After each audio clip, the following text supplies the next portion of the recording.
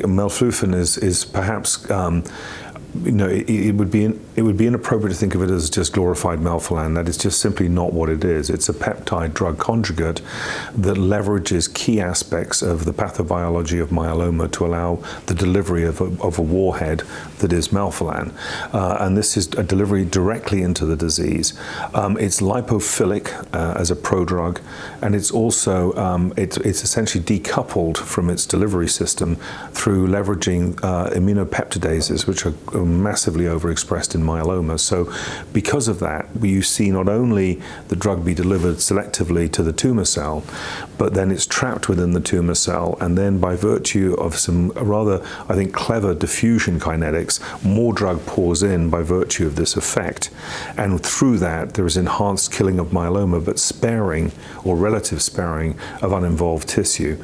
And this is, I think, an important aspect to it that's perhaps less well understood. And not only that, this delivery of the warhead right into the snout of the disease results in several things. One, it hits mitochondrial and nuclear DNA. That facilitates its ability to overcome, for example, the impact of p53 mutation. It also allows it to be exceptionally effective in terms of pro-apoptotic killing. These are all in preclinical models, obviously, but we have the 17p data now in the clinic showing that it's working in that particular subset of patients. And what's exciting is it also works in extramedullary disease. So a number of aspects to Melflufen that set it apart from traditional cytotoxic therapy. I think from a patient perspective, above all, you infuse it once a month. There is no loss of hair. There's no mouth sores. The infection rates are remarkably low. And at the same time, whilst we've got to watch blood counts carefully, and we don't actually see significant toxicities in that regard, but we do see suppression of blood counts, which all generally prove manageable, we are then able to combine it with other drugs. And that leads me to the LIGHTHOUSE study, which is an important one to share. This was led by my colleague Mary V. Mateus. This was a randomized comparison of Melflufen, Daratumumab, and Dexamethasone versus Daratumumab and Dexamethasone as a control at the time.